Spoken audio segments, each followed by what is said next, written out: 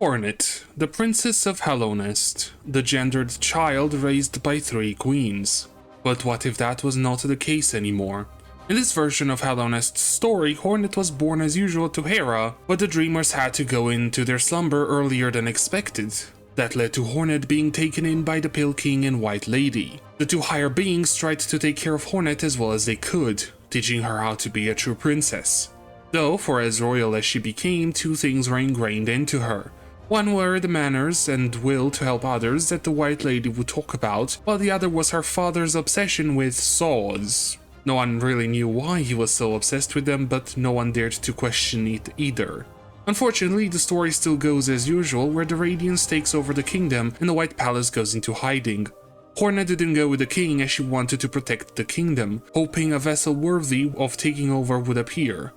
The events of Hollow Knight also unfold the same as usual, with the Little Knight coming in, proving themselves and defeating the Radiance. Sometime after helping rebuild Thirtmouth, Hornet ends up meeting some new strange bugs.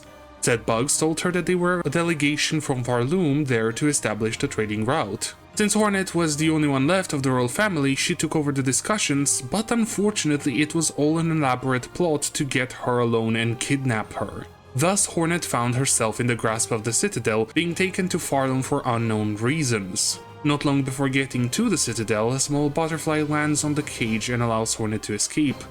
Who is this mysterious savior and what do they want? What will Hornet do in this brand new kingdom? Will she help them as the White Lady taught her, or would she use her father's methods to take over? Honestly, the process to come up with these stories is interesting, but a bit annoying, as sometimes the concept of the challenge run itself doesn't really work well with lore changes. For this one, where I will be playing using the Sawtooth Circlet and Cogwork Wheel, I had what to change, but I'm kind of unsure what to do for the claw line only, for example. We shall see. So in this challenge, as I said, I will be mainly using the Sawtooth Circlet, as I found out during my Rosary Cannon run that it is a really good tool to deal especially with flying enemies. Now, will it prove itself good enough for grounded ones and bosses as well? Time to find out. The only rule is that I can only use the Sawtooth Circlet and Cogwork Wheel to deal damage and defeat enemies. And I once again will be using the debug mod to give myself the tool and another mod to be able to equip it from the start of the game. If there were ways to get some of these tools and abilities through skips or not that intrusive glitches, I would do those, but unfortunately I genuinely don't think there are any. Alright, it's time to begin, and the first mob, I can't even deal damage to it. Okay, so Sawtooth Circlet is an interesting tool. What it does is it creates a soul-like circle of damage around Hornet whenever she uses Drifter Cloak or Fade Down Cloak, and I don't have either of those right now. Is this run over? No. Remember that I have the debug mod on. What I will do is I will give myself Drifter's Cloak, but I can only use it for dealing damage with the circlet. That means I can't use it to traverse gaps that I would need Drifters for before getting it. Speaking of which, I will obviously have to get Drifter's Cloak itself too once I get to far fields. I can finally deal damage. Flying enemies are quite easy to deal with, as I just have to open up the cloak when I am at their level. Grounded enemies, on the other hand, I think will prove to be a bit of a problem both now and later on, as I have to open the cloak when I am really close to the ground, which might end up not working if my timing is wrong. This will be an interesting run to deal with when it comes to combat. Moss Grotto isn't an issue as an area, other than the fact that I can't get to the second mossberry there, as I can't pogo off of those moss flies. I will need to get a bunch of tools later, and the Druid's Eye is an easy one to get, but it's gonna be doable. Moss Mother was actually a close fight. I was left at 1 health after it, but it was mainly because of the mosslings it summons. Those guys are so close to the ground, it's really hard to get to the proper height with the circlet. To be honest, I didn't really have to deal with them anyways, as I could have just focused Moss Mother instead. She is a flying enemy, so quite easy to get hits on. Then I got out of Moss Grotto and into the next area. Hello, dear bug. Do you know where I could get my weapon sharpened?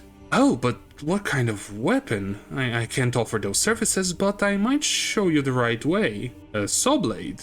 Oh, I am not sure. That's a very interesting weapon, but I have heard of a crafter in the deep docks that might help you. Thank you, friend. The mirror was uneventful, other than me almost dying in the arena at the start. Having to get so close to bugs to deal damage is leading to me taking quite a lot of damage myself.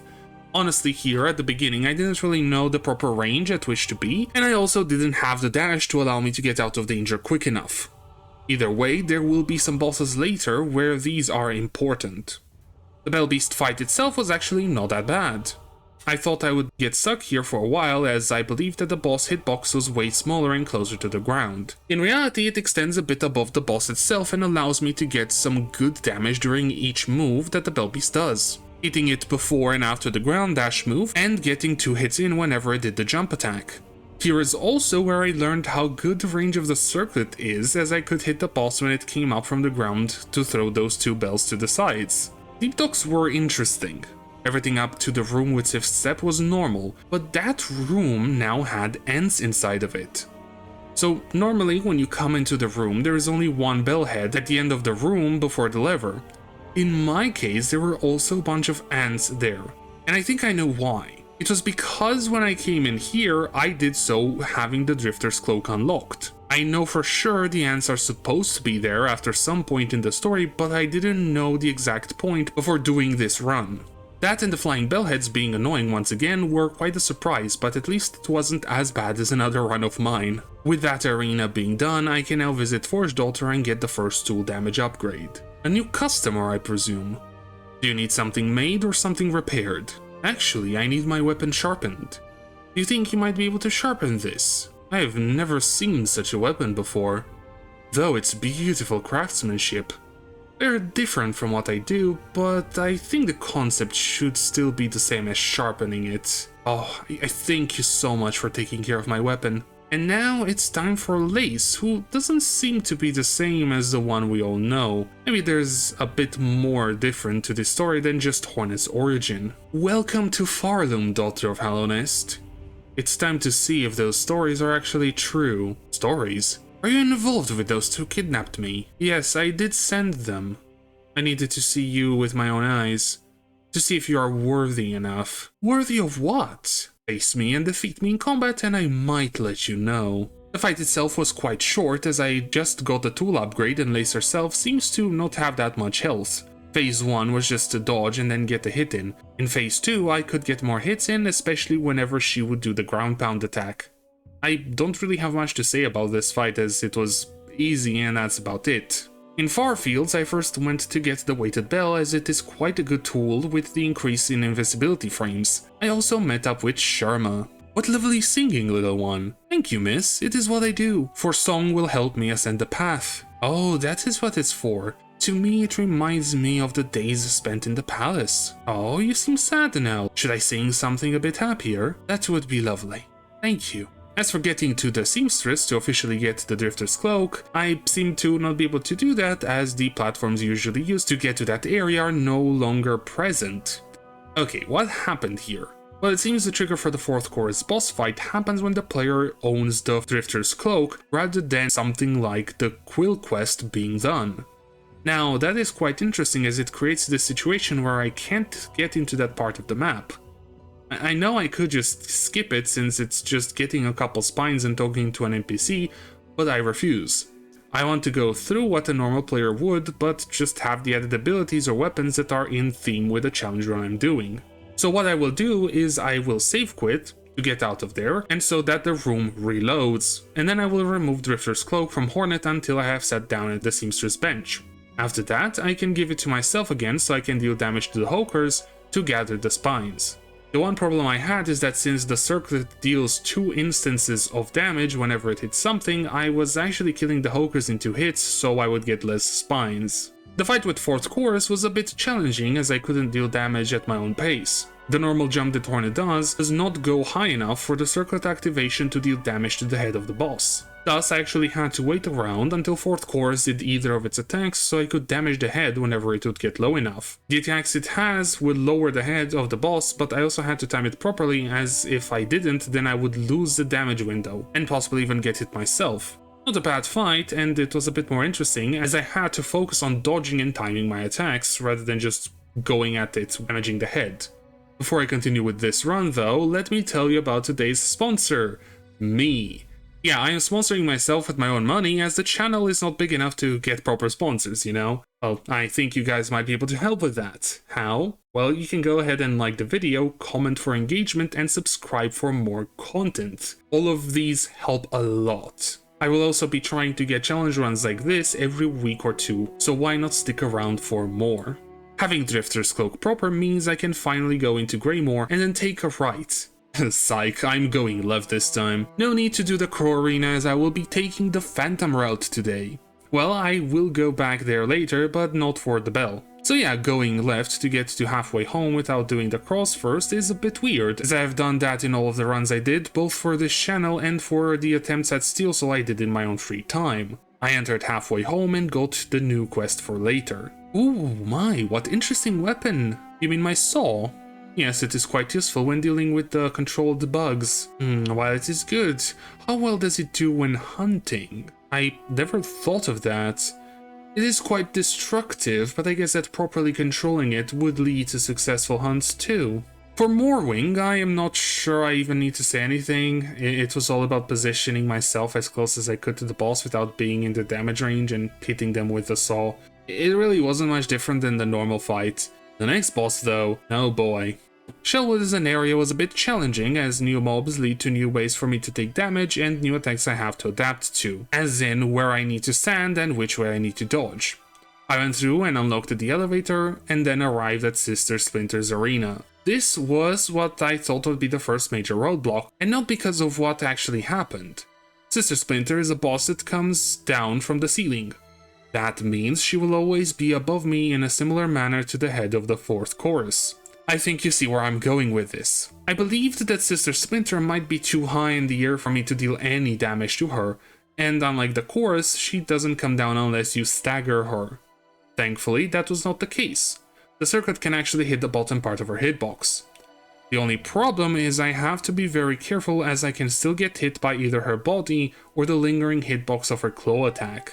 Even with having a way to damage her, it was still a challenging fight as I would get hit a lot when going in for hits of my own and whenever she would summon the flying twigs. I needed to be very careful in dealing with them as their attack would make them invincible and had a high chance of hitting me. It did take me a bunch of tries, but thankfully I was able to get past her.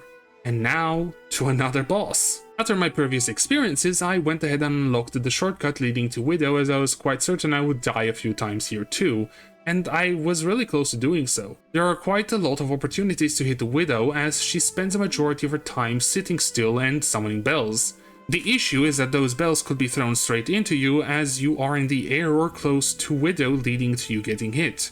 The best part here is that I had a heal ready since getting Claw gave me full silk. Phase 2, while being more chaotic, was the same as the first phase, strategy-wise. Get hits in whenever I could while dodging the bells and be far enough to dodge the dash attack. Not a hard fight, but that heal did come in clutch. With Widow defeated and Bellheart freed, I could now go ahead and get one more tool upgrade. That is from the Crawbug clearing wish given from the quest board in Bellheart. So I went ahead and cleared some crawls to get the pelts and gave them to Kriege, who as a reward gave me another tool damage upgrade. Perfect timing as next is the boss protecting Act 2, Phantom. Well, first another quick area before getting there. First time in Sinner's Road in one of these challenges. I genuinely remember this area as being really hard and annoying to traverse. I guess it was just the memories of the first playthrough that I did, as going now through it really isn't that bad. I did almost die in the bench room, and still, who had the idea to put a bench behind a parkour after a tough area where there are mags that take away your healing resources? Thankfully, I don't have to spend much time in here, as the way forwards lies in the mist at the top left of Sinner's Road. The mist was okay-ish. I did die a bit there and I also fell into the mist a couple times. When I went there the first time this run, I wasn't sure exactly how to deal with the wraiths as they dash at you quite often and change height or go into walls, which can throw you off with your limited range of attack. After a few more times going through, I was able to find a method to deal with the enemies there, and that led to me actually being able to make progress past room 4. The idea for this area is quite good, but not when you're doing a run like this. Making it through the mist leads you to the exhaust organ, where Phantom awaits. Excuse me, fellow bug, is this the way to the Citadel? I think I got lost and barely made it through the mist. Hello? Anyone there? This was another fight that became a roadblock. I'm not that used to Phantom's fight as I haven't done this route enough times to actually get used to her. That, alongside the weird way of me attacking, led to dying a bunch of times. That and my impatience getting through the exhaust organ itself. After a while, I finally got how to get some damage in. The best point to do so is whenever Phantom is in the air and throws her pin towards you. You know exactly where she will end up and the route she will take to said point. I don't recommend doing any damage when she throws the pin along the bottom of the arena unless you know for sure how far she goes. When she does the 3 thrusts, that is another decent spot for doing damage. Phase 2 isn't much different other than her being slightly faster and gaining the ground slam attack. The ground slam can be punished, but only if you get it in time around the final one she does. This fight was all about proper positioning and attack timing, as you need to dodge the incoming attacks, but you also need to know how far to be and when exactly to attack to deal damage. And now I can finally interact 2 straight into Coral Chambers. I would say it feels weird to skip the Underworks if it weren't for the Lost Night run I did last time. I see you made it to the Citadel. Impressive. So am I now worthy of knowing what you're planning? The one atop the Citadel. She's a tyrant. She sees us as tools. Disposable ones, too. And what do I have to do with that? You're different. Still of the same kin as her. But you have something else. At least I hope I'm right. If you truly wish to help the bugs of this kingdom, you have to seek a way to get to the ruler of these lands. I do want to help. I don't want what happened before to happen again. Good. After meeting with Lace, I made it to what will soon be called Songclave, unlocked the bell bench there, after which I went to unlock the Ventrica station. Now it's time to take on the Cogwork dancers. I had 2 problems here. One is that whenever I use the circlet I still hover very slightly in the air, and that leads to having less time for dodging. This means I have to be very careful on when I go and deal damage to the boss, as I need to make sure I have enough time to dodge after attacking. The other problem was the diagonal attack the boss does. That one has a hitbox big enough to hit me whenever I try attacking while it starts that attack up. Most likely that's the case since my own hitbox is in the air whenever I attack. The other attacks were not that hard to dodge and there were quite a lot of damage windows, so I was able to defeat the boss after a couple tries. Next up was the road to and through the vaults, as I now need to get the melodies and for that I still need 2 more abilities. The bit of Cogwork core I went through had only one problem, and that is the way I deal damage, as I have to be very careful whenever dealing with the enemies here, as they either have damaging zones where I usually am or are invincible from the front when attacking. The one thing I had totally forgotten about was the arena right before the vaults, thus I actually died there, as I was only on 2 masks when I started. Next time I was able to get through. The vaults itself was quite straightforward, as there isn't much I have to do here other than get through and unlock the shortcut to Trobio. I think someone didn't bully him enough when he was a theater kid. Okay, that might have been a bit too much, I'm sorry. Still, this boss fight does something to me. This is the 3rd run I do, and it's the 2nd time I get stuck here. The RNG of these attacks is so brutal, especially when you're stuck in the air for a bit whenever you have to deal damage. The ball throw was the worst alongside the tornado attack. Most of the time I wanted to get close to Trobio to deal damage, he would just back up a little bit and then do the tornado attack to hit me straight away as I couldn't dodge in time. Here I just had to slow it down and take my time. Good positioning was highly needed as I would get hit by other attacks if I didn't do that. It did take me half an hour of tries, but I did manage to beat Trobio. I really hope that whatever challenges I do next, Trobio won't be as annoying as he has been thus far. Going down into the Underworks for the first and only time was a bit more interesting than normal, as I had to deal with the explosive carrying robots with a bit more finesse than normal, as I am way too close to them whenever I defeat one and the explosion could hit me. Goal line was acquired and the small arena afterwards was not a big deal. Now I can access the most important shop of this run, and that is the 12th Architect, as not only do they have another tool damage up, they also have the Architect's Key that I will be getting a bit later, as it gives an increase to tool related damage. What brings you here, living bug? I've heard of a crafter specialized in more unique objects, and I was wondering if you could help with my weapon. An interesting one, I gotta say. Actually quite similar to what I might make myself. I think I have a way to make this deadlier. Perfect. Alongside this upgrade, I also got the Vault Keeper melody, learned it, and then I made my way back towards Mount Fae to the final movement upgrade of this run. Yes, the platforming heavy section of this game where I have to go through Mount Faye and the Cogwork core. I love it. So Mount Faye was not too bad since I could just go through it as I normally would. I did die once because I missed a dodge over the big robot, but other than that it was chill. Okay, yeah, I'll see myself out. Mighty creature of this kingdom, I thank you for the gift you provided. It shall aid me greatly on my mission. Cogwork core was a bit more annoying than usual, mainly because I wasn't able to deal with the enemies in the normal way.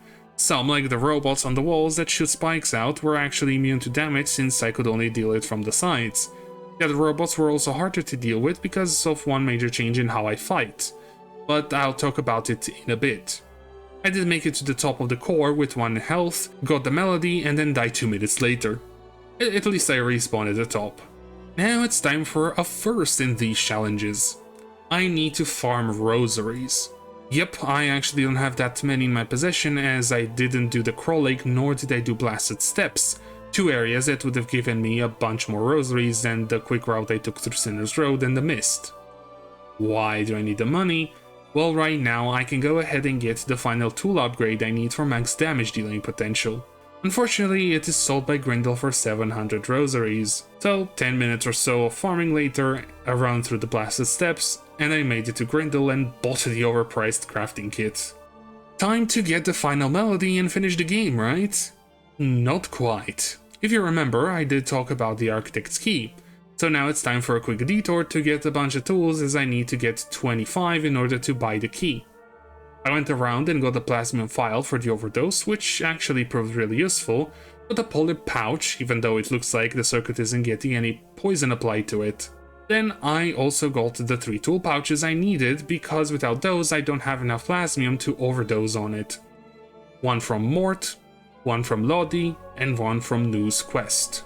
Lastly, I went to help the fleas move to the next location, as the flea brew was an easy tool to get that would also lead to getting other tools.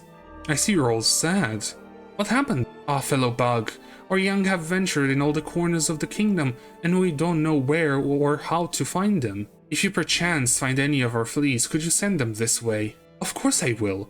How could I refuse those in need? Oh, thank you so much. You won't regret helping us. It's time to finish this. After getting all the tools, I went back to the 12th Architect to get the key and enter the chapel. There I got the Architect's Crest, which not only boosts my tool damage, but it also allows me to plasmify to get health regeneration. Then I went towards High Halls, as that's where the final melody resides.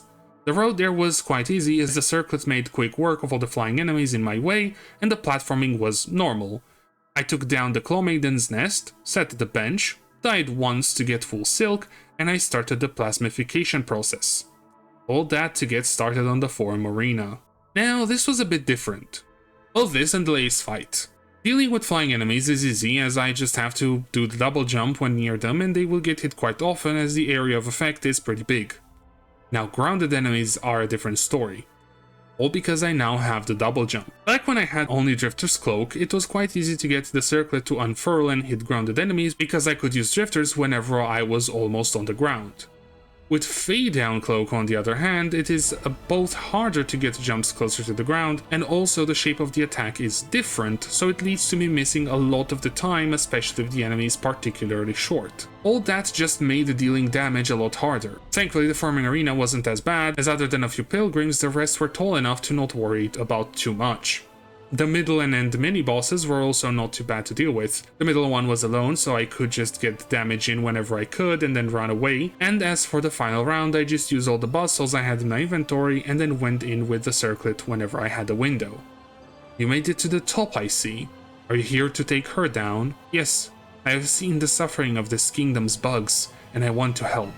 It won't be easy. One final test, to see if you are truly ready. Let's do this. As for Lace, I actually died once there. Quite surprising, as based on when I did the first Lace fight, I thought this one would also be quite easy, but it wasn't. This fight was all about positioning myself perfectly between attacks and trying to dodge for as long as possible to let my plasmium health regenerate. The Fade Down Circlet was not hitting Lace properly, and it wasn't just that. Whenever I went in for some damage after she attacked, Lace would do a parry every single time.